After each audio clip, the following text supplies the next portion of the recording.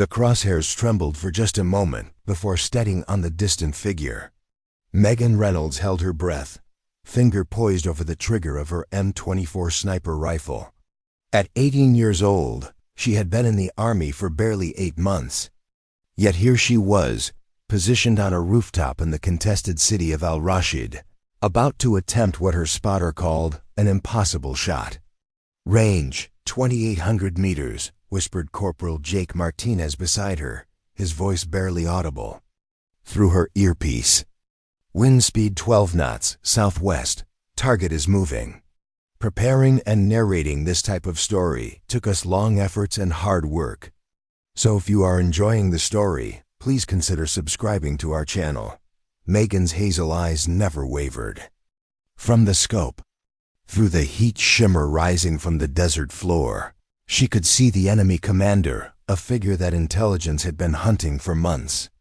Colonel Qasim al-Nouri, responsible for coordinating attacks that had killed dozens of coalition forces, was finally within her sights. The problem was the distance. 2,800 meters was beyond the effective range of her weapon by nearly 1,000 meters. It was a shot that defied military doctrine, physics, and common sense. But Megan Reynolds had never been common. The daughter of a Montana rancher, she had been shooting since she could hold a rifle steady. Her father, Thomas Reynolds, had taught her that patience and precision were more valuable than speed and firepower. On the family ranch, she had taken down wolves threatening their livestock from distances that made seasoned hunters shake their heads in disbelief. But this wasn't Montana. This was war, and the stakes were measured in human lives rather than cattle. "Megan," came the voice of her commanding officer, Captain Sarah Chun, through the radio. "You don't have to take this shot. We can wait for a better opportunity." But they all knew better. Al-Nouri rarely exposed himself, and intelligence suggested he would be moving to a new location within the hour. This might be their only chance. Megan adjusted her position slightly, feeling the familiar weight of the rifle against her shoulder. At 5'6" with auburn hair tucked beneath her helmet, she looked more like a college freshman than a soldier who was about to attempt the longest confirmed sniper kill in military history. Her hands, steady as stone despite her racing heart, made final adjustments to her scope. "I've got this," she murmured, more to herself than to Martinez. The wind shifted, and she felt it on her face, a subtle change that would affect the bullet's trajectory over the extreme distance. She had already calculated for bullet drop, atmospheric pressure, temperature, and humidity. Now she needed to account for the Coriolis effect, the rotation of the Earth itself affecting the bullet's path over such an extended flight time. 15 seconds. That's how long the bullet would take to reach its target, assuming her calculations were correct. 15 seconds for Al-Nouri to move, to duck behind cover, to disappear forever. 15 seconds that would either make her a legend or a cautionary tale. "Target is stationary," Martinez reported. "Window is open." Megan's breathing slowed to match her heartbeat. In the silence between beats, she found the stillness her father had taught her to seek. The chaos of war, the distant sound of helicopters, the muffled explosions from the city below, the radio chatter from other units, all faded away until there was only her, the rifle, and the target. She squeezed the trigger. The bullet left the barrel with a muzzle velocity of 2,650 feet per second, beginning its impossible journey across the desert landscape. Megan remained perfectly still, watching through her scope as the small projectile arced through the scorching Iraqi air. Time seemed suspended in those 15 seconds, long enough for her to question every calculation, every assumption, every breath that had led to this moment. Al-Nouri was still visible. In her scope, standing beside a white SUV, apparently discussing something with his aide. He had no idea that death was racing toward him at nearly 3 times the speed of sound, losing velocity with each passing second, but still carrying enough kinetic energy to end his life. 14 seconds. Through her earpiece, Megan could hear the controlled breathing of her spotter, the distant radio chatter from command, and her own heartbeat thundering in her ears. She had never attempted a shot beyond 2,000 meters, and even that had been during training exercises with perfect conditions. Here, in the heat and chaos of combat, with a moving target and wind variable she could only estimate, she was attempting something that bordered on the miraculous. 13 seconds. The bullet continued its parabolic arc, dropping nearly 40 feet from its initial trajectory as gravity pulled it earthward. Megan had compensated for this in her calculations, aiming high and to the left to account for the wind. But calculations were one thing, reality was another. A sudden gust, a change in temperature, even the slight variation in the bullet's weight could send it harmlessly into the sand. 12 seconds. Movement in the courtyard, Martinez whispered.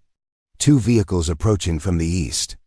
Megan saw them, 2 black sedans racing toward the compound where al-Nouri stood. If they reached him in the next few seconds, he might seek cover or simply drive away, making her shot meaningless. The timing had to be perfect.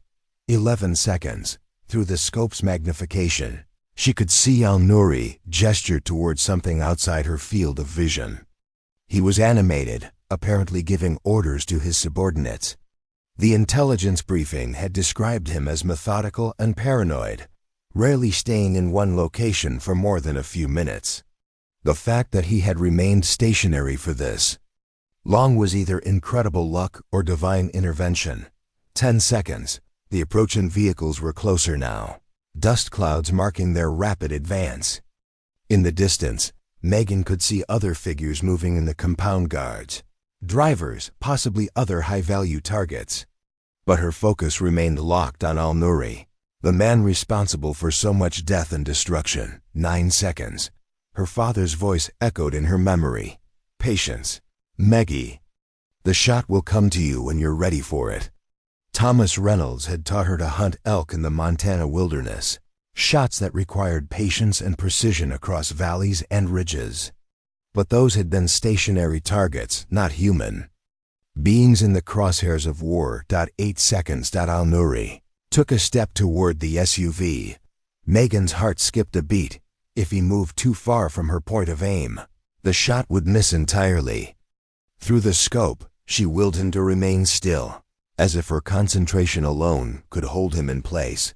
7 seconds. The first of the approaching vehicles entered the compound, soldiers jumping out with automatic weapons at the ready.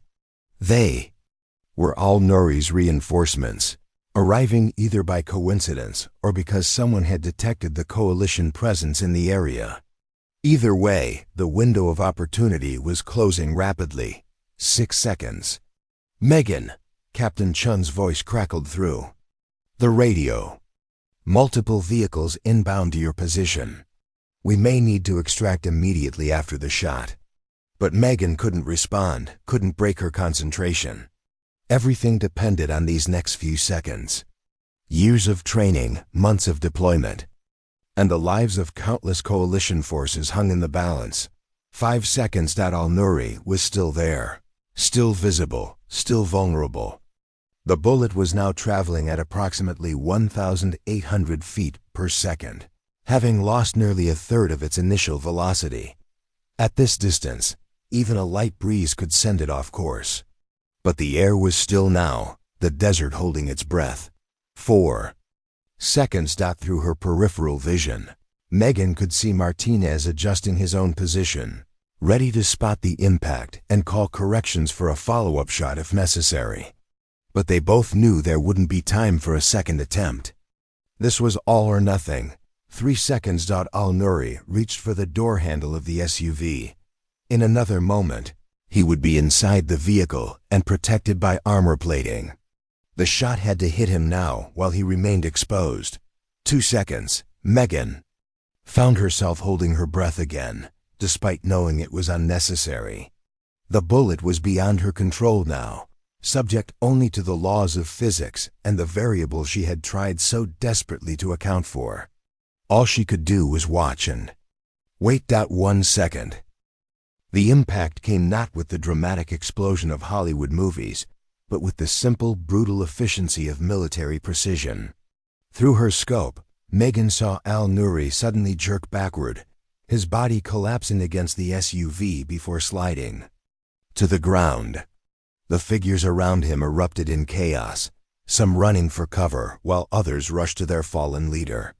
"Target down," Martinez reported quietly. "Holy shit, Megan, you actually did it." For a moment, Megan remained frozen behind her rifle, unable to process what had just happened. 2,800 meters. The longest confirmed kill in military history, made by an 18-year-old soldier from Montana who had been in the Army for less than a year. The magnitude of the achievement was staggering. Confirmed kill on primary target. Captain Chun's voice was tight with controlled excitement. "Outstanding work, Reynolds. Now we need to get you out of there." The rooftop erupted in activity as the extraction team prepared to move. But Megan remained motionless for several seconds longer, watching through her scope as enemy forces swarmed around Al-Nuri's body. She had done it, eliminated one of the most wanted terrorists in Iraq with a single shot that defied every conventional limitation of her weapon. As she finally pulled back from her rifle, Megan caught Martinez staring at her with a mixture of awe and disbelief. "How?" he asked simply, but she didn't have an answer. Some combination of skill, luck, mathematics, and perhaps divine intervention had guided that bullet across an impossible distance to find its target. What she did know was that everything had changed. The quiet ranch girl from Montana was now a weapon of unprecedented precision, and the military would never see her the same way again. The extraction helicopter lifted off from the rooftop 6 minutes after Megan's shot, carrying her away from what would become the most analyzed and celebrated sniper engagement in modern military history. As the city of Al-Rashid fell away beneath them, she stared out the window at the desert landscape, still processing the magnitude of what had just occurred. Captain Chun sat across from her, a secure communication device pressed to her ear. Even over the helicopter's rotor noise, Megan could hear fragments of the conversation. "Confirmed at 2,800 meters. Unprecedented accuracy. Need immediate debrief." The captain's eyes kept darting to Megan, as if she were seeing her for the first time. "Command wants to speak with you immediately," Chun said when she ended the call. "This is going to be big, Reynolds. Bigger than you can imagine." Martinez nudged Megan's shoulder. "You realize you just broke Carlos Hathcock's record by over 600 meters, right? The guy's a Marine legend, and you just made his signature shot look easy." But Megan didn't feel like a legend. She felt like the same scared 18-year-old who had enlisted to escape the poverty of rural Montana, who had seen military service as her only path to college and a better life. The weight of the rifle across her lap seemed heavier now, as if the successful shot had somehow increased its physical mass. "I was just doing my job," she said quietly. "Your job?" Martinez laughed. "Megan, what you just did. There are maybe 5 people in the entire world who could have made that shot, and most of them would have called it impossible. You just redefined what's possible with a sniper rifle."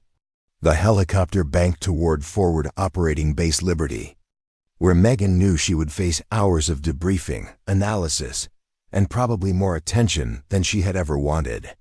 Through the window, she could see the sprawling American base, its concrete barriers and guard towers, a sharp contrast to the ancient desert surrounding it. As they landed, Megan noticed the unusual level of activity on the landing pad.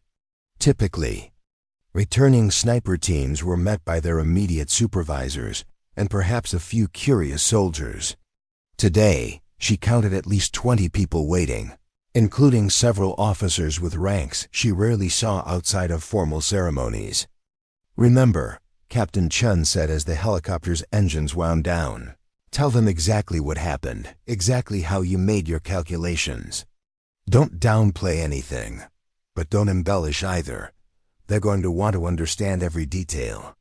The next several hours passed in a blur of interviews, technical discussions, and medical evaluations.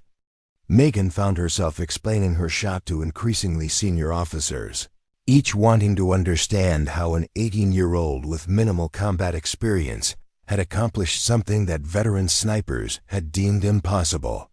Colonel James Wright, the base commander, was particularly interested in her background. "Tell me about your shooting experience before the Army," he said, leaning back in his chair. "My father taught me to hunt on our ranch in Montana," Megan replied. "We had problems with wolves and coyotes threatening our livestock, so I learned to take long-range shots across valleys and ridges." "How long range?" "The longest was probably 1,800 meters, taking down a wolf pack leader that had been killing our cattle."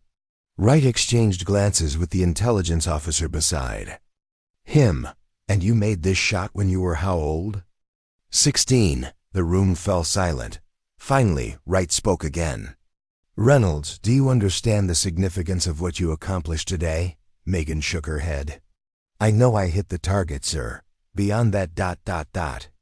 You eliminated one of the most wanted terrorist leaders in Iraq with a shot that exceeded the previous world record by over 600 meters. You did this with a standard M24 rifle, in combat conditions, with minimal spotting support.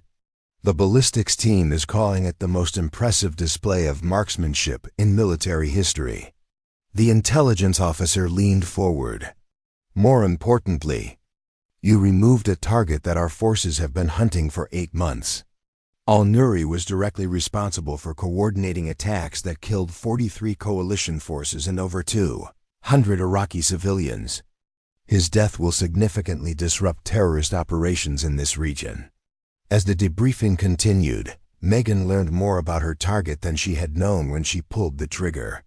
Al-Nuri had been a former Iraqi army colonel who had turned to terrorism after the invasion, using his military training to organize increasingly sophisticated attacks against coalition forces. Intelligence had linked him to 3 major bombings in Baghdad, the execution of captured American soldiers, and a network of improvised explosive device makers. "The impact of his elimination cannot be overstated," Wright continued. "But equally important is what your shot represents in terms of tactical capabilities. If we can consistently engage targets at this range, it fundamentally changes how we approach certain operations." That evening, Megan sat alone in her quarters, trying to process everything that had happened. Her bunkmate, Private Lisa Jang, had peppered her with questions until Megan finally asked for some quiet time. The small room felt claustrophobic after the vast openness of the Montana ranch, but it was the only private space available. A knock at her door interrupted her thoughts. "Come in," she called. Captain Chun entered, carrying 2 cups of coffee. "Thought you might need this," she said, handing one to Megan. "Thank you, ma'am." Chun sat on the edge of Jang's empty bunk. "How are you handling all this?" Megan considered the question carefully. "I'm not sure, honestly. Everything feels different now. People are looking at me like I'm some kind of superhuman, but I don't feel any different than I did this morning." "That's normal," Chun said. "What you did today will follow you for the rest of your military career, probably for the rest of your life. The question is, what do you want to do with that?" "What do you mean?" "I mean that opportunities are about to open up for you that most soldiers never see. Special operations units are already asking about you. The Army's marksmanship program wants to recruit you. There's talk of fast-tracking you through officer training." Megan sipped her coffee, considering. "What do you think I should do?" "That's not my decision to make," Chun replied. "But I will say this. You have a gift that comes along maybe once in a generation.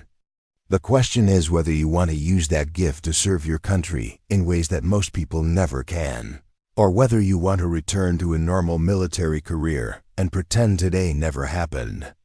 After Chun left, Megan lay on her bunk staring at the ceiling. Through the thin walls, she could hear other soldiers discussing her shot, their voices filled with a mixture of admiration and disbelief. Some were already calling her Ghost Shot Reynolds, a nickname that made her uncomfortable but seemed to be sticking. Her phone buzzed with a text message from her father. Heard through the grapevine that you had an eventful day. Call when you can. Proud of you, Meggie. Thomas Reynolds had spent 20 years in the Army before returning to Montana to run the family ranch. If anyone could understand what she was going through, it would be him. But even he had never faced the kind of attention and pressure that was about to descend on her. As she finally drifted off to sleep, Megan's last conscious thought was of the moment just before she pulled the trigger. In that instant of perfect stillness, she had felt a connection to something larger than herself, a sense of purpose and clarity that transcended the chaos of war. Tomorrow, she knew, everything would be different. But tonight, she was still. Just Megan Reynolds from Montana, carrying the weight of an impossible shot that had changed her life forever. The next morning brought a wake-up call that Megan would never forget. She was roused not by the usual reveille or the shuffling of her bunkmate preparing for duty, but by Captain Chun shaking her shoulder at 0500 hours. Reynolds, you need to get up and get dressed immediately. Class A uniform. Megan sat up, instantly alert. What's happening, ma'am? Press conference at 0700. The Pentagon wants to announce your achievement publicly. There are reporters flying in from every major news network. The words hit Megan like a physical blow. Press conference. Ma'am, I don't think I'm ready for. None of us are ready for this, Chun interrupted. But it's happening whether we want it or not. The story leaked somehow, probably through intelligence channels. By the time the sun rises, every news outlet in America is going to know about the 18-year-old soldier who made the impossible shot. An hour later, Megan found herself standing behind a podium on the base's main parade ground, facing a sea of cameras and reporters. The early morning sun cast long shadows across the assembled crowd, and she could feel sweat beading on her forehead despite the relatively cool air. Colonel Wright stood beside her, along with several other senior officers she didn't recognize. Behind them, a large screen displayed a map of the engagement area, though specific details had been redacted for operational security. Ladies and gentlemen, Wright began. Yesterday morning at approximately 0847 local time, Private First Class Megan Reynolds of the United States Army achieved what many experts believed was impossible. Operating as part of a counterterrorism mission in Iraq, Private Reynolds successfully engaged and eliminated a high-value target at a range of 2,800 meters using standard military equipment. A murmur ran through the assembled reporters. Megan could see them scribbling notes and adjusting their cameras for better shots. To put this achievement in perspective, Wright continued, the previous record for longest confirmed sniper kill was 2,250 meters, set by Canadian sniper Rob Furlong in Afghanistan. Private Reynolds exceeded that record by more than 550 meters, representing a 25% increase in effective range. A reporter near the front raised her hand. Colonel, can you tell us about Private Reynolds' background? How does an 18-year-old develop this level of marksmanship skill? Wright gestured to Megan. Private Reynolds can speak to that herself. Megan stepped forward, her mouth suddenly dry. She had faced enemy fire with more composure than she felt standing in front of these cameras. I learned to shoot on my family's ranch in Montana, she said, her voice barely above a whisper. Could you speak up, please? Called someone from the back. Megan cleared her throat and tried again. I learned to shoot on my family's ranch in Montana. My father taught me to hunt and to protect our livestock from predators. We had to take long-range shots across valleys and ridges, sometimes in difficult weather conditions. How long have you been in the Army? Another reporter asked. 8 months, sir. The follow-up questions came rapidly. How did she feel about the shot? What went through her mind during those 15 seconds? Did she realize she was making history? Megan answered as best she could. but she felt overwhelmed by the attention and the implications of what they were discussing. After the press conference, she was escorted back to the command building, where Wright waited with several men in civilian clothing. "Reynolds, I'd like you to meet some representatives from the Pentagon," Wright said. "They have some opportunities they'd like to discuss with you." The lead civilian, a thin man with graying hair and intense eyes, stepped forward. "Private Reynolds, I'm David Harrison from Army Special Operations Command. What you accomplished yesterday has implications that extend far beyond a single engagement." Harrison gestured to a chair, and Megan sat down, still feeling disoriented by the morning's events. "We're prepared to offer you immediate entry into the Army's Special Operations Sniper School," Harrison continued. "This is typically reserved for soldiers with at least 3 years of experience and multiple combat deployments. We're willing to waive those requirements in your case. There's more," added another civilian. "The Army Marksmanship Unit wants to recruit you for their precision rifle team. You'd compete in international competitions while developing new techniques and equipment for military snipers. And," said a third man, "there's interest from several classified programs that I can't discuss here, but which would involve working directly with special operations units on high-priority missions." Megan felt overwhelmed by the options being presented.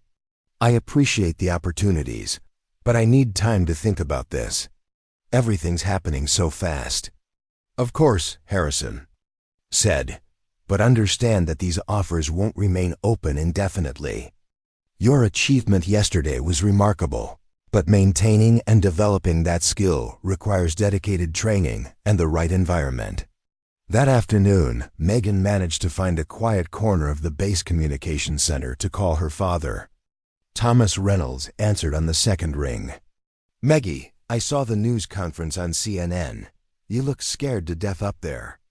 Despite everything, Megan found herself smiling at her father's familiar voice. "I was terrified, Dad. This whole thing is way beyond anything I expected when I enlisted." "Tell me about the shot," Thomas said. "Not the official version, the real version." For the next 20 minutes, Megan described every detail of the engagement, from the initial target identification to the moment of impact. Her father listened without interruption, occasionally asking technical questions about wind conditions or bullet trajectory. 2,800 meters, he said finally. "Jesus, Meggie, I never taught you to shoot that far." "No, but you taught me the principles. Patience, precision, understanding the environment. Everything else was just mathematics." "It was more than mathematics, and you know it. What you did requires instincts that can't be taught. The question now is, what are you going to do with this gift?" Megan described the offer she'd received from the Pentagon representatives. Thomas listened quietly, then asked, "What do you want to do?" "I don't know, Dad. When I enlisted, my biggest goal was to serve my country and maybe earn money for college. I never imagined anything like this." "Well, you've got some big decisions to make. But remember what I always told you. Don't let other people's expectations define who you are. You're still the same girl who used to help me fix fence posts and hunt elk in the back country. Don't lose sight of that." That evening, Megan walked the perimeter of the base, trying to clear her head and process everything that had happened. The desert night was cool and quiet, a stark contrast to the chaos and attention of the day. In the distance, she could see the lights of Al-Rashid, where her single shot had already begun to change the dynamics of the ongoing conflict. As she walked, she thought about the path that had led her here.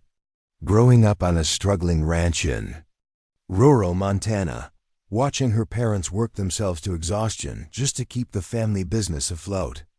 Her decision to enlist had been born of necessity as much as patriotism. The Army offered steady pay, job training, and educational benefits that her family simply couldn't provide. But now, everything had changed.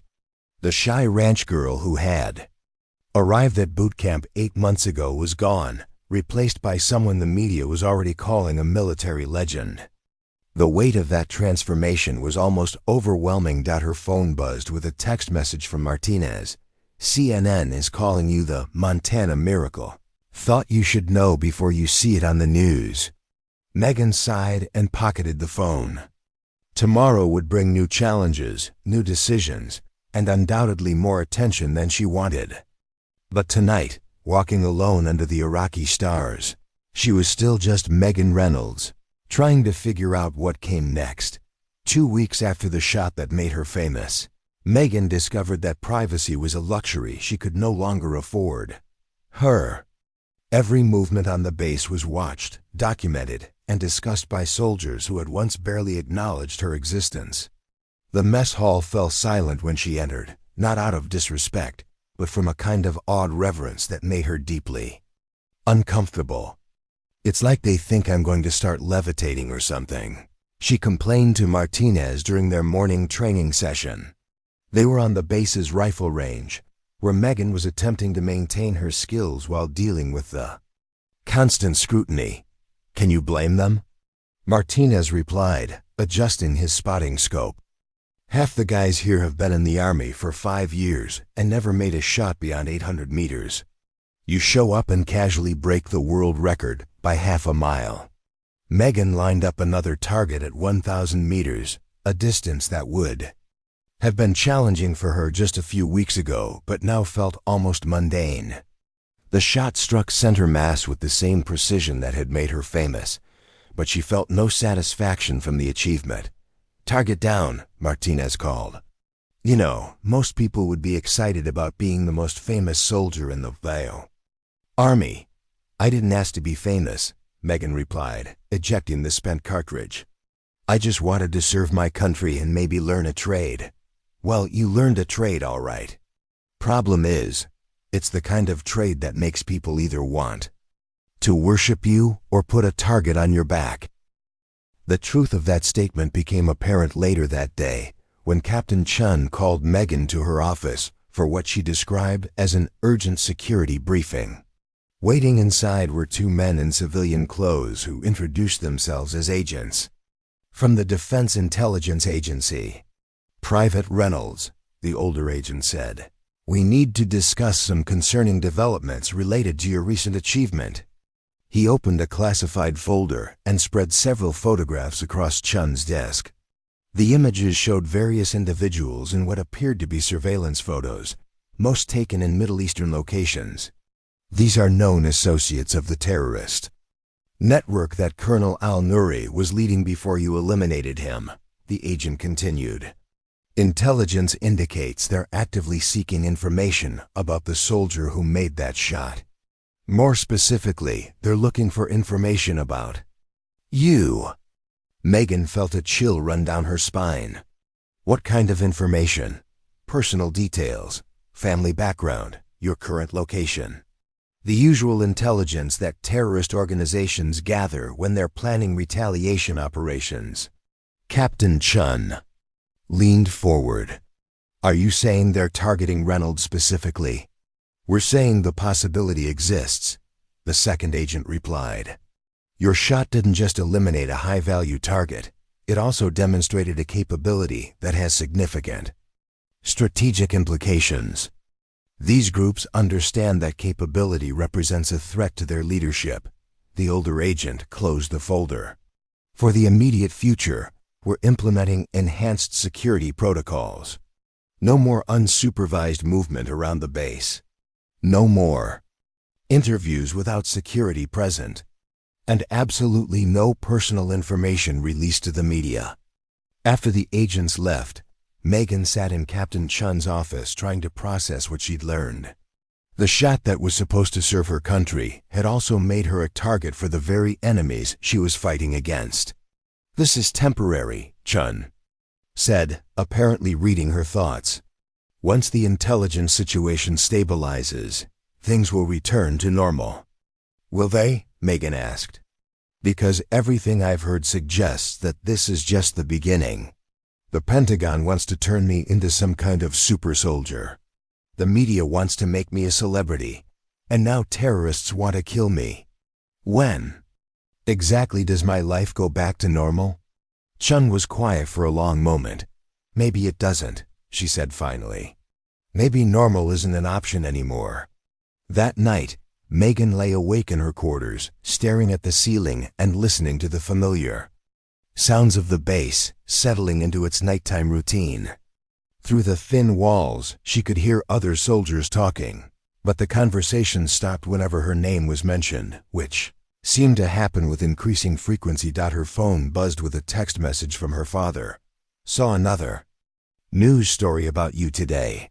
Some reporter tried to come to the ranch asking questions about your childhood.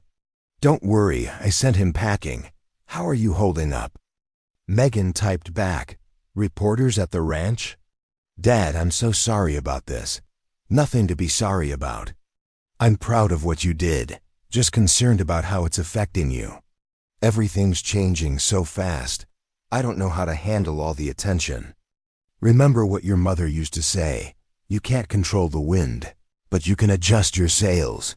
Figure out how to use this situation to your advantage instead of letting it use you. The reference to her mother brought tears to Megan's eyes. Sarah Reynolds had died in a car accident when Megan was 14, leaving her and her father to run the ranch alone. Her mother had been the steady, practical voice in the family, always finding ways to turn challenges into opportunities. The next morning brought another surprise, a visit from Colonel Patricia Morrison, commanding officer of the Army Special Operations Sniper School at Fort Bragg. Morrison was a legend in military circles, one of the first women to qualify as a special operations sniper, and the architect of many of the techniques currently taught to military marksmen. Private Reynolds. Morrison said as they sat in a conference room away from the usual crowd of observers, I've been following your case with great interest. Yes, ma'am. I understand you've received several offers for advanced training and specialized assignments. I'm here to add another option to your consideration. Morrison opened a briefcase and removed a thick folder. The Special Operations Sniper School isn't just about creating better marksmen. We're developing the next generation of precision engagement techniques, working with new technologies, and solving tactical problems that most soldiers never encounter. She slid the folder across the table. What you accomplished in Al-Rashid represents a significant breakthrough in long-range engagement capabilities. But one successful shot, no matter how impressive, doesn't make you a complete sniper. That requires training, experience, and the kind of mental discipline that can only be developed through rigorous instruction. Megan opened the folder and found herself looking at detailed descriptions of advanced training programs, psychological preparation techniques, and specialized equipment she had never seen before. This isn't about turning you into a celebrity, Morrison continued. It's about developing your natural abilities into a professional skill set that can save lives and accomplish missions that other soldiers simply cannot. The question is, are you interested in becoming the best sniper in the world, or are you content to be famous for one lucky shot? The words stung because they contained an element of truth that Megan had been trying to avoid. As remarkable as her achievement had been, she knew that one successful engagement didn't make her a professional sniper. The shot in Al-Rashid had been the product of natural ability, careful preparation, and favorable conditions. But could she replicate that performance consistently, under different circumstances, with the lives of American soldiers depending on her accuracy? If I were to accept your offer, Megan said carefully, what would that mean for my current assignment? You'd be transferred to Fort Bragg immediately. 6 months of intensive training, followed by assignment to a special operations unit. Real missions, real targets, real consequences. It would be the hardest thing you've ever done, but it would also give you the skills to make a genuine difference in this war.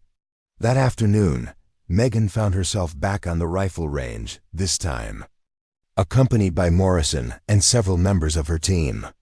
They had brought specialized equipment with them, advanced optics, ballistics computers, and ammunition designed for extreme range engagements. Show me the shot, Morrison said simply. For the next 2 hours, Megan demonstrated her marksmanship skills under Morrison's critical observation. They started at standard ranges 500, 800, 1,000 meters before gradually extending the distance. At each range, Morrison noted her technique, her breathing patterns, her mental preparation, and her ability to adjust for changing conditions. At 2,000 meters, Morrison called a halt. "Interesting," she said, reviewing her notes. "What's interesting?" "Your natural technique is remarkably sound, but it's also intuitive rather than systematic. You're making the right adjustments, but you're not entirely sure why they're right. That works when conditions are favorable, but it becomes unreliable when you're under stress or dealing with adverse circumstances." Morrison packed away her equipment. "You have exceptional natural ability, Private Reynolds. But natural ability alone isn't enough for special operations work.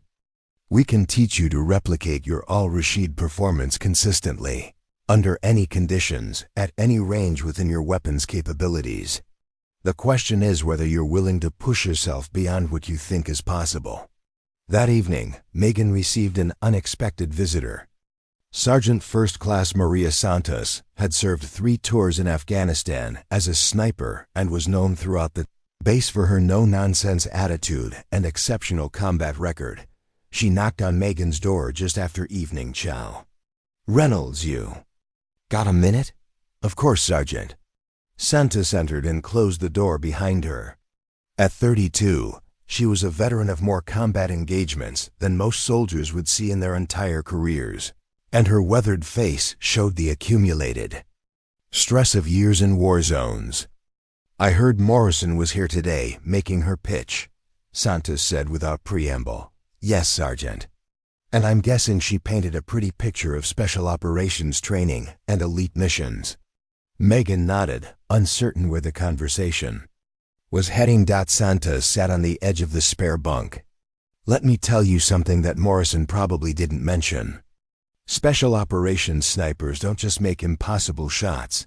They make impossible shots while people are trying to kill them, in weather that would ground helicopters, with targets that shoot back an intel that's often wrong." She leaned forward, her expression serious. "You made one hell of a shot in al-Rashid. Nobody's taking that away from you. But combat sniping isn't about breaking records, it's about killing people who need to be killed while keeping your teammates alive. Are you ready for that?" The blunt question caught Megan off guard. "I think so, Sergeant." "You think so?" Santos shook her head. "Kid, thinking so will get you and your spotter killed. In special ops, hesitation is fatal, doubt is fatal, second-guessing is fatal." Santos stood and moved to the window, looking out at the desert night. "I've seen a lot of good soldiers wash out of advanced training because they thought one successful mission qualified them for special operations.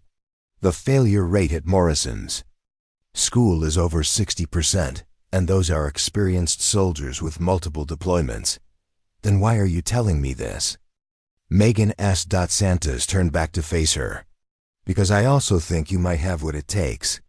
That shot you made wasn't just about marksmanship, it was about mental toughness under pressure. But Morrison's training will test every limit you have, and then push you beyond those limits." She moved toward the door, then paused. "One more thing. If you do this, really commit to this path, there's no going back to being a normal soldier. Special operations changes you, and not always in ways you'll like. Make sure you understand what you're giving up before you decide what you want to become." After Santos left, Megan sat alone with her thoughts. The weight of the decisions facing her seemed to grow heavier each day.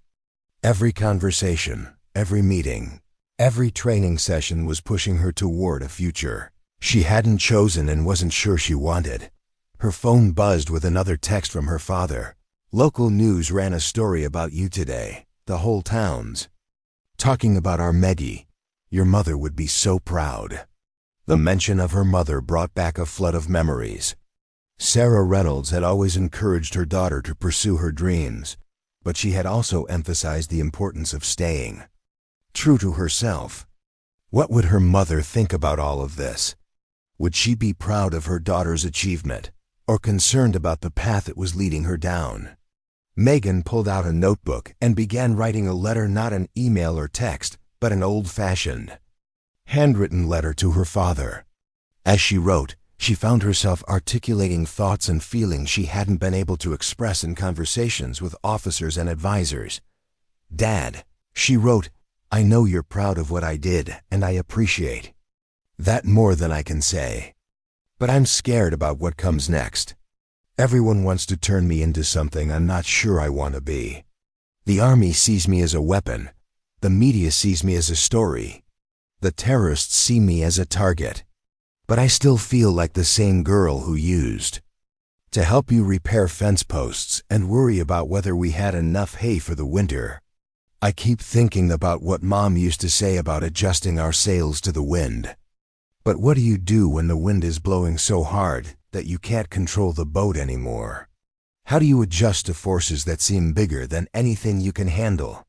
I have to make some big decisions in the next few days. I wish I could come home and talk to you and Mom about all this. I wish things could go back to the way they were before that shot changed everything." As she sealed the letter, Megan realized that she was already beginning to mourn the life she was leaving behind. The quiet existence of an ordinary soldier was no longer an option. Too much had changed, too many people were watching, and too many opportunities and threats were converging on her to allow for a simple return to anonymity. The next morning brought yet another complication. Captain Chun summoned her to the command center, where she found a secure video conference already in progress. On the screen was a face she recognized from news broadcasts: General Patricia Hayes, the Army's highest-ranking female officer and a member of the Joint Chiefs of Staff.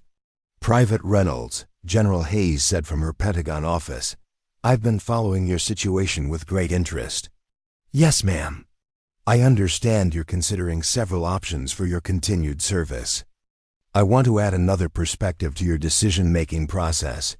Hayes leaned forward, her expression serious. "The shot you made in al-Rashid has strategic implications beyond what you might realize. It's not just about eliminating one terrorist, it's about demonstrating capabilities that can change how America projects power in asymmetric conflicts." She gestured to someone off-screen, and the video feed switched to a map showing various global hotspots. "We have similar high-value targets in Afghanistan, Syria, Somalia, and a dozen other locations where conventional forces can't reach them. If we can develop reliable techniques for extreme-range precision engagement, it changes the tactical options available to commanders in the field." The feed returned to Hayes. "What I'm offering is the opportunity to help develop those techniques, while serving in a role that could save thousands of American lives. But I need to know that you're committed to excellence, not just fame." After the video conference ended, Megan found herself walking the base perimeter again, seeking the solitude that seemed increasingly difficult to find. The desert stretched endlessly in all directions, a reminder of the vast spaces of her Montana home. But even here, in the middle of nowhere, she couldn't escape the feeling that the walls were closing in around her future. Her contemplation was interrupted by the arrival of Martinez, who jogged up beside her. "Heard Hayes was on the screen today," he said, matching her pace. "News travels fast around here. Everything about you travels fast around here. So what did the general want?" Megan described the conversation, including Hayes' emphasis on the strategic implications of her abilities. Martinez listened without comment until she finished. "Sounds like everybody wants a piece of the famous Megan Reynolds," he said finally. "That's the problem. I never wanted to be famous. I just wanted to be a good soldier." "Well, you succeeded at that. Maybe too well." They walked in silence for several minutes before Martinez spoke again. "Can I give you some advice? Please, stop trying to go backwards. You can't undo that shot, and you can't return to being anonymous. The question isn't whether you want to be special, you already are special. The question is what you're going to do with that. That night, Megan made her decision. She called Captain Chun and requested a meeting with Colonel Morrison. The meeting with Colonel Morrison took place in the base commander's conference room, with Captain Chin and several other officers present as witnesses. Megan had spent the previous night preparing her thoughts, but now, facing the assembled group, she felt the familiar nervousness that accompanied major decisions. "Colonel Morrison," she began, "I've given careful consideration to your offer, and I've decided to accept placement in the Special Operations Sniper School." Morrison nodded approvingly. "I'm pleased to hear that, Private Reynolds. When can you be ready to depart for Fort Bragg?" "I have one condition, ma'am." The room fell silent. Morrison raised an eyebrow. "A condition?" "Yes, ma'am. I want Corporal Martinez assigned as my primary spotter throughout the training program." Morrison glanced at the other officers. "That's unusual. Spotter assignments are typically made based on training compatibility and experience levels. With respect, ma'am, Corporal Martinez was instrumental in my Al-Rashid engagement. He knows my techniques, my thought processes, and my capabilities better than anyone. If you want me to succeed in your program, I need a partner I trust completely." Martinez, who had been standing at the back of the room, stepped forward. "Ma'am, I'd be honored to accept that assignment." Morrison considered for a moment. "Very well. Corporal Martinez will accompany you to Fort Bragg, with the understanding that he'll need to meet all program requirements independently." "Understood." "Ma'am, there's one more thing," Morrison continued. "Your training will be classified at the highest levels. No media access, no interviews, no communication with anyone outside the program without prior authorization. For the next 6 months, Megan Reynolds, the celebrity, will effectively disappear." "That's exactly what I want, ma'am." 2 days later, Megan found herself aboard a military transport aircraft bound for North Carolina, leaving Iraq and the base where she had become famous. As the desert landscape disappeared beneath the clouds, she felt a mixture of relief and apprehension about the path she had chosen. Martinez sat across from her, studying a thick manual that Morrison's team had provided. "Says here the dropout rate for the advanced course is 73%, he said without looking up. "Encouraging. Gets worse. The average student has 8 years of military experience and at least 2 combat deployments. You've got 8 months and 1 really good day." Megan leaned back in her seat, having second thoughts about volunteering. "For this?" Martinez finally looked up from the manual. "Are you kidding? I just became the spotter for the most famous sniper in military history. My grandmother's going to be so proud she probably framed my deployment photo." Despite her anxiety, Megan found herself laughing. Martinez had always been able to lighten her mood, even in the most stressful situations. If she was going to attempt something this challenging, she was glad to have him beside her. "Besides," Martinez continued, "someone needs to keep you grounded when all this fame goes to your head. Too late for that. I'm already designing my own line of camouflage clothing." The flight to Fort Bragg took 14 hours with a refueling stop in Germany. During the long journey, Megan had time to reflect on everything that had brought her to this point. 3 weeks ago, she had been an unknown soldier serving in a support role. Now she was en route to the most elite sniper training program in the world, carrying expectations that seemed almost impossible to meet. As they descended toward Pope Air Force Base, Megan could see the sprawling complex of Fort Bragg stretching across the North Carolina landscape. The base was home to the 82nd Airborne Division, Special Operations Command, and some of the most elite military units in the world. It was also about to become her new home and the site of the greatest challenge of her young life.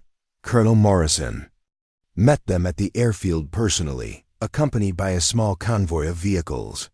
"Welcome to Fort Bragg," she said as they deplaned. I hope you're both ready to work harder than you've ever worked in your lives. The drive to the Special Operations Sniper School compound took them through various sections of the massive base. Megan watched through the vehicle's windows as they passed training areas where soldiers were conducting parachute drops, live-fire exercises, and what appeared to be urban warfare simulations. Impressive, isn't it? Morrison said, noting her interest. Fort Bragg is where we train the warriors who handle America's most difficult missions.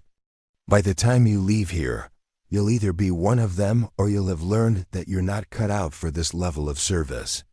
The sniper school was located in a secluded area of the base, surrounded by dense forest and natural terrain that provided realistic training environments. The buildings were modern but utilitarian, designed for function rather than comfort. As they pulled up to the main facility, Megan could see other students engaged in various training activities on nearby ranges.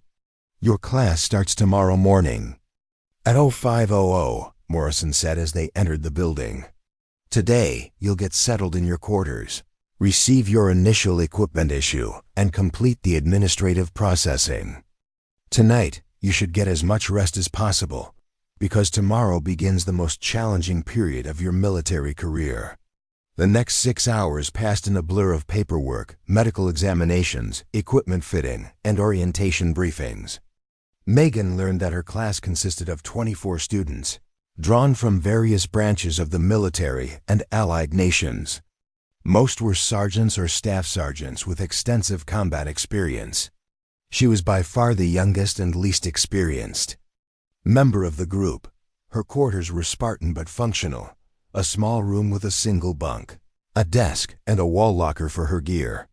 Martinez was housed in an identical room next door. As evening approached, she sat on her bunk reviewing the training schedule she had been given. The program was divided into several phases: marksmanship fundamentals, advanced ballistics, fieldcraft, mission planning, and psychological preparation. Each phase included both classroom instruction and practical exercises, with comprehensive testing at every level. Students who failed any phase were immediately dismissed from the program. A knock at her door interrupted her study. "Come in." A tall, lean soldier entered. He appeared to be in his early 30s, with the weathered look of someone who had spent considerable time in harsh environments. "Reynolds? I'm Staff Sergeant David Kim, your squad leader." "Yes, Sergeant." Kim closed the door and sat in the room's single chair. "I've been assigned to help you integrate into the program. Morrison thought you might benefit from some informal guidance." "I appreciate that, Sergeant. Let me be direct," Kim said. "Most of the other students in your class have been following your story in the news. Some are impressed by what you accomplished in Iraq. Others think you're here because of media attention rather than genuine ability. You're going to have to prove yourself every day." Megan nodded. "I understand. Do you? Because this isn't going to be like your previous military training. We don't give participation trophies here. We don't make allowances for age or experience level. If you can't keep up, you're gone. If you can't handle the pressure, you're gone. If you make mistakes that would compromise a real mission, you're gone." Kim leaned forward. "But I've also seen your service record and Morrison's evaluation of your potential. If you're willing to work harder than you've ever worked, if you're willing to push past every limit you think you have, you might just make it through this program." After Kim left, Megan tried to sleep, but found herself staring at the ceiling as her mind raced through everything she had learned about the challenges ahead. Tomorrow would begin a process that would either transform her into one of the military's most elite operators or send her back to regular duties with the knowledge that she hadn't been able to meet the highest standards of her profession. At 4:30, her alarm clock shattered the pre-dawn quiet. In 30 minutes, she would begin the most difficult challenge of her life. As she dressed in her training uniform, Megan thought about her father's advice: adjust your sails to the wind. The wind was certainly strong now, but perhaps it would carry her to places she had never imagined possible. At exactly 0500, she joined 23 other soldiers on the school's main training field. Colonel Morrison stood before them in the gray pre-dawn light, her expression serious and her voice carrying clearly across the assembled group. "Ladies and gentlemen, welcome to hell." The first phase of training at the Special Operations Sniper School was aptly named Hell Week, though it actually lasted 10 days. Morrison's greeting had been accurate. The experience was designed to push students beyond every physical and mental limit they possessed, identifying those who lacked the resilience necessary for special operations work. Megan's first indication of what lay ahead came during the pre-dawn physical training session that followed Morrison's welcome. The instructors, all combat veterans with multiple special operations deployments, led the class through a punishing combination of distance, running, calisthenics, and obstacle courses that left even the most experienced soldiers gasping for breath. "Move! Move! Move!" shouted Master Sergeant Rodriguez as the class struggled through their third consecutive mile of running in full gear. "In the field, your target won't wait for you to catch your breath." Megan found herself falling behind the main group. During the run, her smaller frame struggling with the weight of the equipment pack and the relentless pace. Several of the other students passed her, some offering words of encouragement while others maintained the competitive silence that characterized much of the program. Martinez, running beside her, noted her difficulty. "Pace yourself," he whispered. This is just day one, but the instructors had heard him. Sergeant First Class Thompson, a wiry man with scars visible on both arms, immediately called for the entire class to halt. Did someone just offer coaching advice? Thompson's voice carried the kind of authority that made experienced soldiers stand at attention. Because if you have energy left to talk, that means you're not working hard enough. What followed was an additional hour of physical training that left the entire class exhausted. But more importantly, it established a principle that would govern their entire experience. Individual struggles affected the entire group. In special operations, Morrison explained during the evening briefing that followed their first day, there are no individual failures. When one member of a team fails, the entire mission is compromised. You will succeed together or fail together. The academic portion of training began the next morning with advanced ballistics theory. Megan discovered that her intuitive understanding of bullet trajectory and environmental factors was both an advantage and a limitation. While she could often arrive at correct solutions, she struggled to articulate the mathematical principles behind her calculations. Reynolds called out Chief Warrant Officer Bradley during a ballistics lecture. "You made a 2,800-meter shot in Iraq. Explain to the class how you calculated for the Coriolis effect at that range." Megan stood, feeling the eyes of her classmates upon her. I estimated the deviation based on the bullet's flight time and the target's location relative to my position." Estimated? Bradley's tone suggested that estimation was not acceptable in this environment. "Chief, at extreme range, estimation gets people killed. I need to hear the mathematical formula." For the next 20 minutes, Bradley walked the class through the precise calculations required for Coriolis compensation, emphasizing that intuitive shooting, no matter how successful, was insufficient for special operations work. Megan took copious notes, realizing that she would need to develop a much more systematic approach to her marksmanship. The practical training was even more challenging. Each day brought new scenarios designed to test the students' ability to apply classroom knowledge under stress. On day 3, Megan found herself attempting to engage multiple targets at varying distances while lying in a muddy ditch with simulated enemy fire crackling overhead. "Target 1, 800 meters, moving left to right," called her instructor through a radio. "Target 2, 1,200 meters, stationary. Target 3, 600 meters, approaching your position. You have 60 seconds to engage all targets." Megan's heart pounded as she adjusted her scope for the first target. The combination of time pressure, environmental stress, and the need to rapidly switch between different ranges tested every skill she possessed. Her first shot missed, the first time she had failed to hit a target since arriving at Al-Rashid. Miss. On target 1, the instructor reported clinically. 50 seconds remaining. The next shot found its mark, but precious seconds had been lost. By the time she engaged the final target, her allotted time had expired. Exercise terminated. Reynolds, you failed this scenario. That evening, Megan sat in her quarters reviewing her performance notes and trying to understand where she had gone.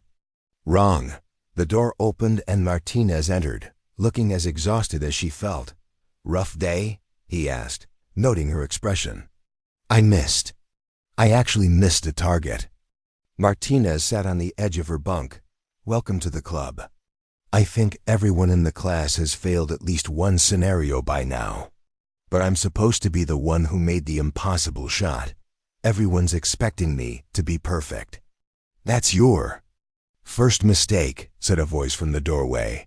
Staff Sergeant Kim entered without being invited, but neither Megan nor Martinez objected. They had learned that the instructors appeared whenever they felt guidance was needed. Perfect doesn't exist in combat, Kim continued. What exists is the ability to adapt, learn, and improve. You missed a shot today because you haven't yet. Learn to manage stress while making rapid calculations. That's why you're here, to develop those skills. Kim pulled out a chair and sat down.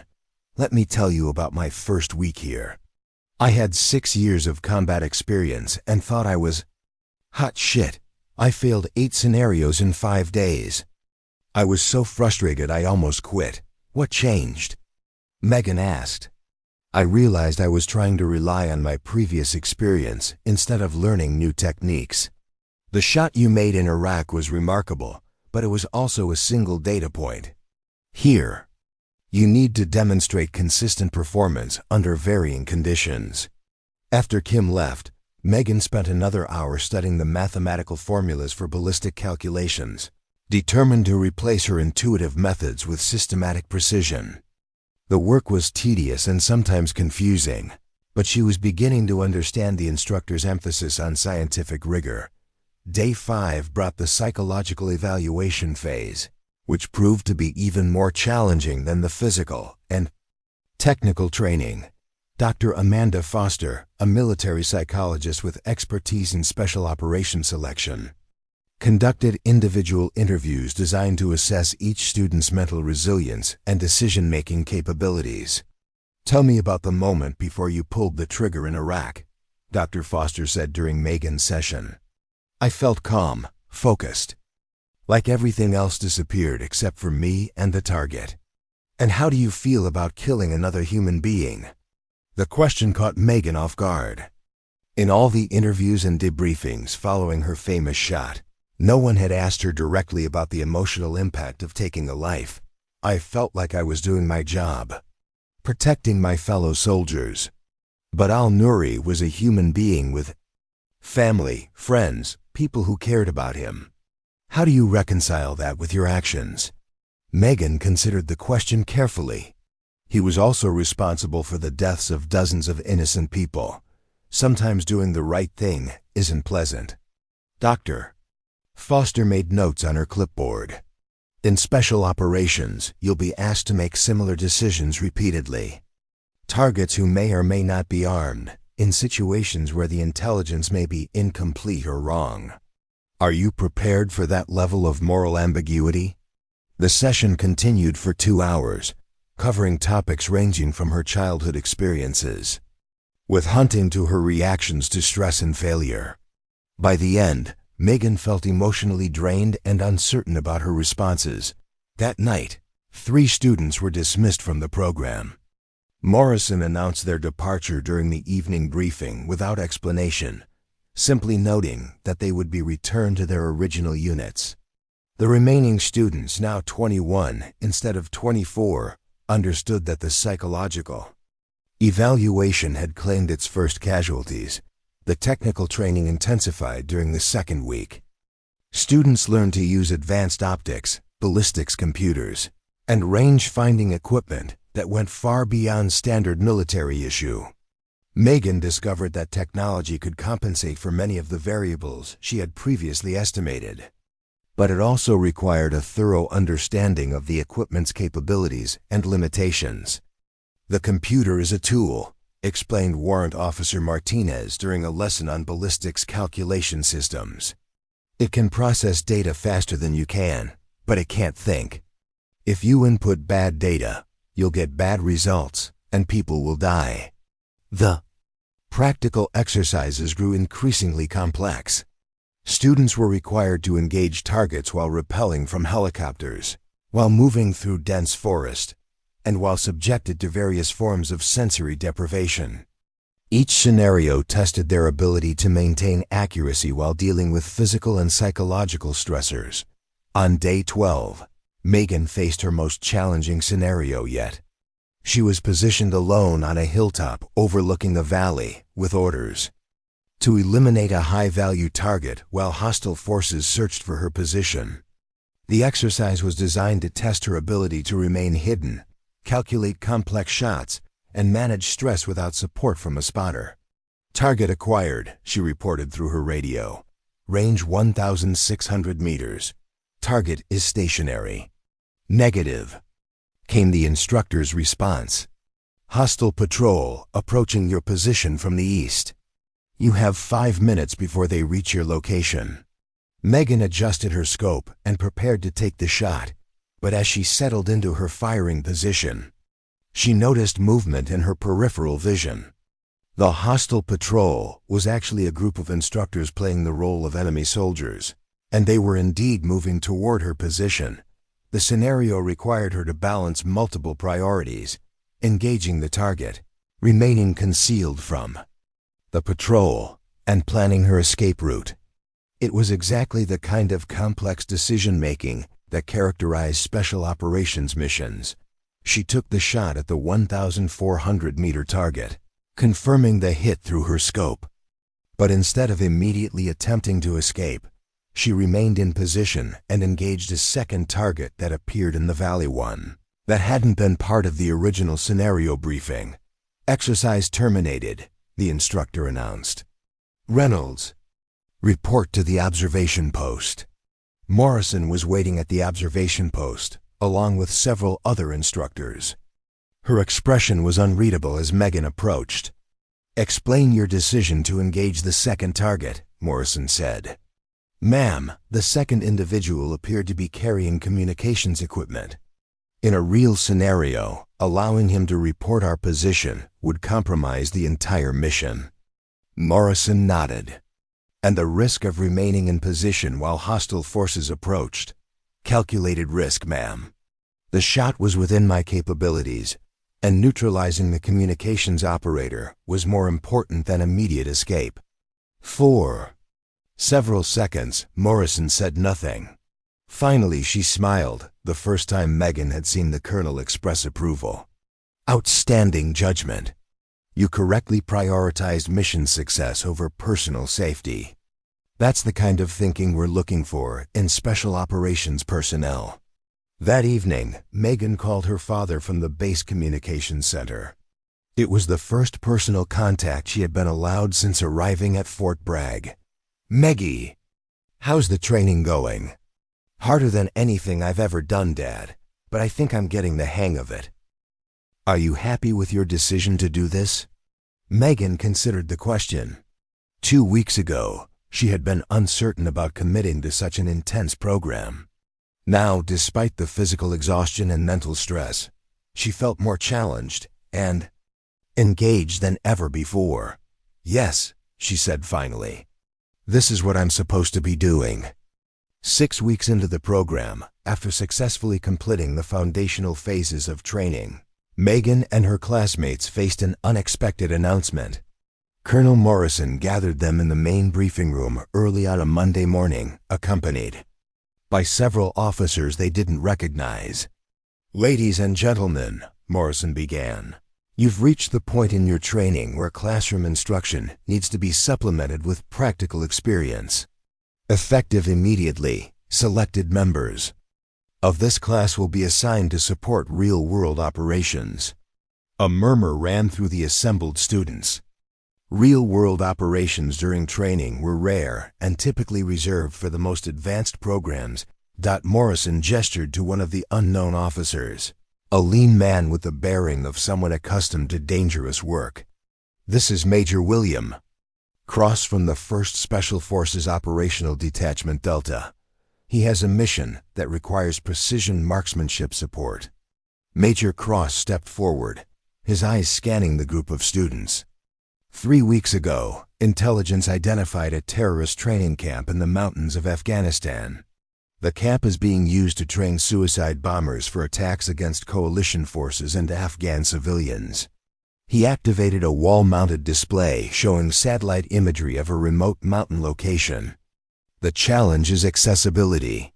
The camp is located in terrain that makes conventional assault extremely difficult. Airstrikes are not an option due to the presence of hostages, Afghan civilians being held against their will.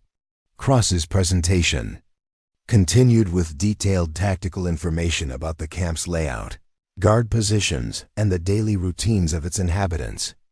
As Megan listened, she began to understand why precision marksmanship would be critical to the mission's success. "We need to eliminate key targets while minimizing risk to the hostages and our assault team," Cross explained. "This requires shooters capable of engaging multiple targets at extended range with perfect accuracy. There's no margin for error." Morrison stood again. "Based on your training performance to date, 3 students from this class will be selected to support this operation: Reynolds, Kim, and Patterson." Megan felt her heart rate spike. A real mission, with real stakes and real consequences. This was what all the training had been leading toward. Over the next 48 hours, the selected students underwent intensive briefings on the specific mission requirements. They studied satellite photos, learned the identities of key targets, and practiced engaging similar targets at the ranges they would face in Afghanistan. The terrorist camp was located in a valley surrounded by steep mountains, with the nearest feasible shooting positions approximately 1,800 to 2,200 meters from the targets. The mission called for simultaneous engagement of 4 key targets at the moment when the hostages were moved to a secure location, creating a window for the assault team to advance. "Your shots must be coordinated to the second," Cross emphasized. During their final briefing, if any target survives the initial engagement, they'll have time to harm the hostages or alert reinforcements. Precision and timing are equally critical. Martinez would accompany Megan as her spotter, while the other selected snipers would work with their assigned partners from the Delta Force team. The entire group would deploy to Afghanistan within 72 hours. The flight to Bagram Air Base took 18 hours with refueling stops in Germany and Qatar. During the long journey, Megan found herself alternating between excitement about her first real special operations mission and anxiety about the responsibility she was accepting. "You're quiet," Martinez observed as they flew over the Atlantic. "Just thinking about everything that could go wrong. That's normal. I've been reading about the psychological profiles of elite snipers, and they all report increased anxiety before important missions. The difference is they've learned to channel that energy into enhanced focus." Martinez pulled out a book he'd been reading. "Listen to this. The most successful military marksmen are those who can maintain emotional equilibrium while acknowledging the life and death consequences of their actions." That's from a study of Vietnam-era snipers. "Encouraging," Megan said. Dryly, "The point is that being nervous means you understand the stakes. If you weren't nervous, I'd be worried about your judgment." Upon arrival at Bagram, the team was immediately transported to a forward operating base near the Afghan-Pakistan border.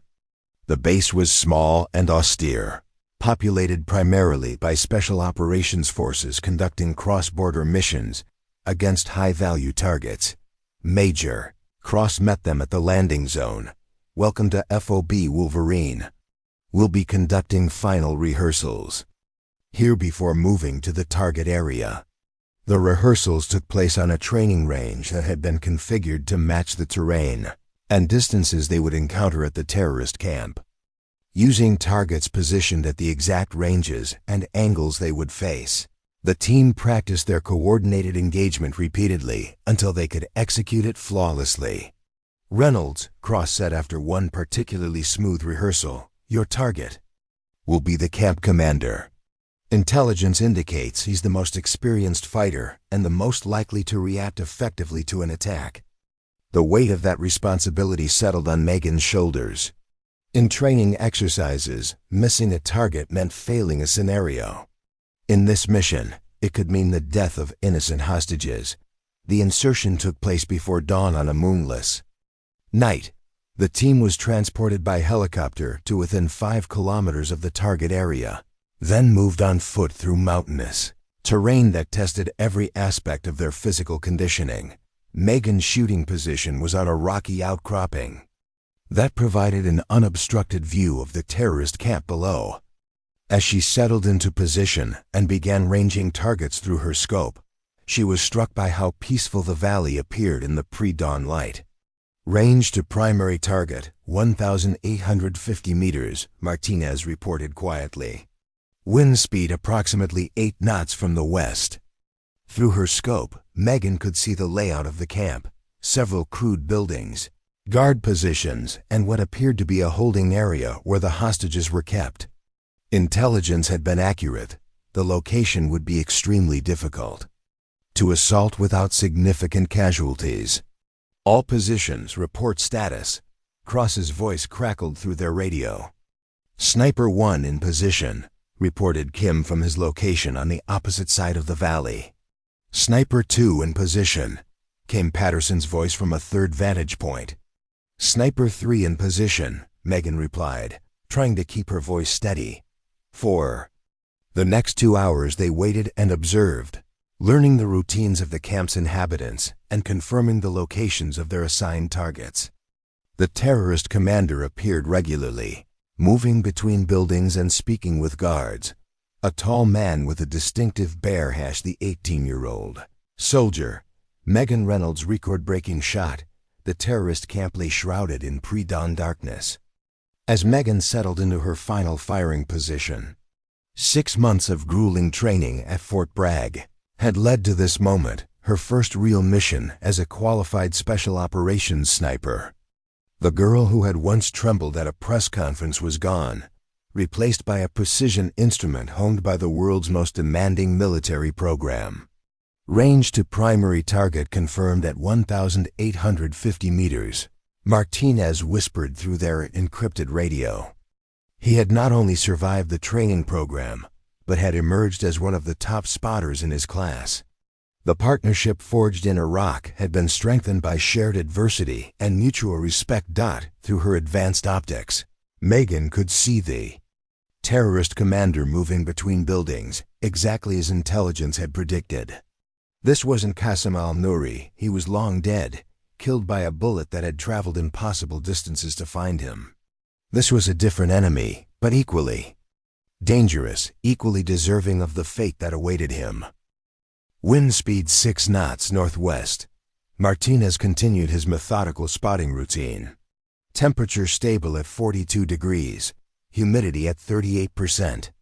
Megan made microscopic adjustments to her scope, movements that had become second nature after thousands of practice rounds and dozens of simulated scenarios. The advanced ballistics computer mounted on her rifle provided real-time calculations, but she had learned to verify its data with her own mathematical understanding.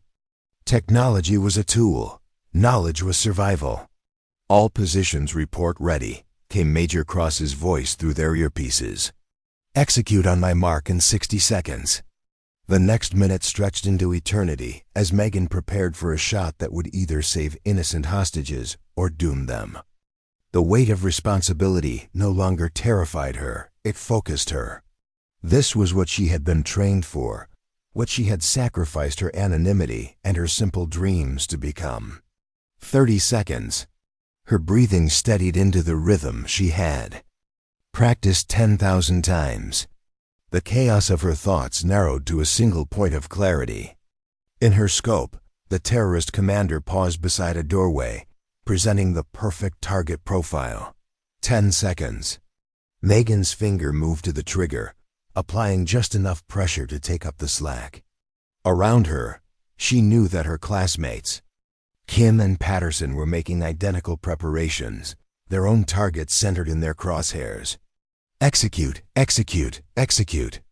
3 shots fired simultaneously across the mountain valley, their sound suppressed to whispers by advanced equipment.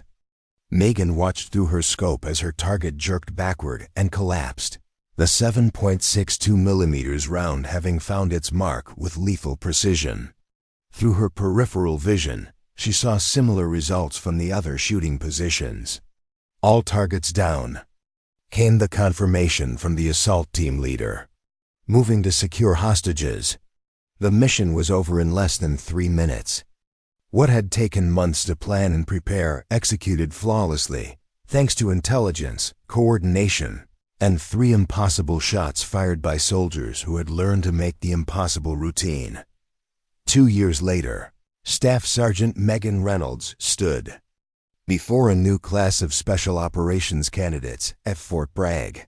At 20 years old, she was the youngest instructor in the school's history, but her credentials were unquestionable. 14 successful missions, 27 confirmed kills at ranges exceeding 2,000 meters, and a reputation for precision that had become legendary throughout the Special Operations community. "Ladies and gentlemen," she began, addressing the assembled soldiers with the same confidence that had once terrified her. "Welcome to the most demanding training program in the American military. Over the next 6 months, you will discover capabilities you didn't know you possessed, and you will face limitations you didn't know existed." In the back of the classroom, she spotted a familiar figure, a young soldier who reminded her of herself just a few years earlier. Private Lisa Chen, 19 years old, recently arrived from a small town in Oregon where she had learned to hunt with her grandfather. Intelligence suggested she had exceptional natural ability, but ability without discipline was worthless in special operations. "Before we begin," Megan continued, "I want to share something with you. 3 years ago, I was a scared 18-year-old from Montana who had never imagined she would become a soldier, let alone a sniper. I thought my military career would be quiet, anonymous, and safe." She gestured toward the wall where photographs of successful graduates were displayed. Her own photo was there, taken after her first mission with the Delta Force team. She looked older in the image, weathered by experiences that had transformed her from a ranch girl into a warrior. One shot changed everything. A single bullet fired across an impossible distance in the Iraqi desert. It made me famous, but more importantly, it showed me what I was capable of becoming. Not all of you will make that same journey, but those who do will discover that the only limits that truly matter are the ones you accept. After the class dismissed, Megan found herself on the same rifle range where Colonel Morrison had first evaluated her abilities. The Montana mountains visible in the distance reminded her of home, but this place had become home too. Fort Bragg was where she had discovered her true calling, where she had learned to transform natural talent into professional expertise. Her phone buzzed with a text from her father. "Saw the news story about your promotion to instructor. Your mother would be so proud. When are you coming home for a visit?" Megan typed back, "Soon, Dad. Have some stories to tell you." She did have stories, classified stories that would never be shared publicly, but stories of missions completed, lives saved, and enemies eliminated with the precision her father had taught her to pursue in everything she did. The shy ranch girl still existed somewhere inside her, but she had been joined by someone stronger, Someone capable of bearing the weight of impossible expectations. 5 years after the shot that made her famous, Lieutenant Colonel Megan Reynolds, the youngest officer ever to hold that rank in Special Operations Command, received an unexpected visitor at her office in Fort Bragg. General Patricia Hayes, now chairman of the Joint Chiefs of Staff, had come to discuss a new assignment. "Megan," Hayes said, using the informal address that had developed during their years of working together, "I have an opportunity that I think will interest you." She placed a classified folder on Megan's desk. Inside were photographs of various global locations, tactical assessments, and personnel files for soldiers from multiple allied nations. "We're establishing a multinational precision engagement training program," Hayes explained. "The goal is to develop standardized techniques and procedures that can be shared among allied forces, based on the innovations you've helped develop here at Fort Bragg." Megan studied the documents, recognizing the significance of what was being proposed. Her techniques, refined through years of combat experience and teaching, would become the foundation for training snipers from around the FAO world. "You want me to run this program?" "I want you to create this program. Draw on the best instructors from every nation involved, develop curricula that can be adapted to different military cultures, and establish standards that will ensure allied forces can operate together seamlessly." It was a massive undertaking, but also a natural evolution of the path that had begun with a single shot in the Iraqi desert. From student to operator, to instructor to program developer, each phase building on the last, each challenge preparing her for the next level of responsibility. "There's one more thing," Hayes added. "This assignment comes with a promotion to full colonel. At 23, you'll be the youngest colonel in the Army's history."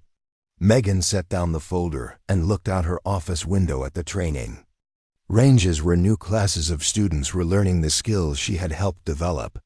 Some would succeed, others would fail, but all would be changed by the experience. "I accept," she said simply. 10 years after her famous shot, Colonel Megan Reynolds stood on the porch of her childhood home in Montana, watching her father work with a new horse in the pasture below. She was home for the first time in 2 years, taking a brief leave before assuming command of the new International Precision Engagement Center. The ranch looked exactly as she remembered it: vast spaces, endless sky, and the kind of peace that came from being far from the complications of military life. But she was no longer the girl who had left this place to join the Army. The experiences of the past decade had changed her in fundamental ways, some positive, some challenging, all irreversible. Her father joined her on the porch as the sun began to set behind the mountains.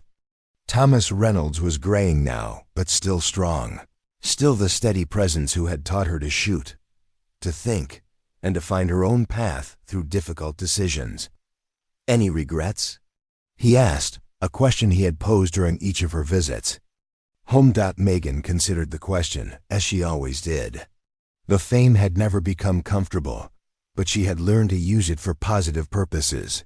The responsibility had been crushing at times, but it had also revealed capabilities she hadn't known she possessed. The danger had been constant, but it had been in service of causes larger than herself. "No," she said finally, "no regrets." They stood in comfortable silence as the first stars appeared in the darkening sky. Somewhere in the distance, a coyote called to its pack, the same sound that had prompted her first long-range shots as a teenager protecting her family's livestock. That girl still existed, Megan realized. She had simply grown into someone capable of protecting much larger families, across much greater distances. Her phone buzzed with a message from Martinez, now a master sergeant serving as her senior instructor. "New class starts Monday. Looks like we've got some promising candidates, including a kid from Alaska who claims he can hit a seal at 1,500 meters. Megan smiled and pocketed the phone. Tomorrow she would return to Fort Bragg, to the ongoing work of training the next generation of precision marksmen. It was work that mattered, work that saved lives, work that used the gifts she had discovered. On that rooftop in Iraq so many years ago.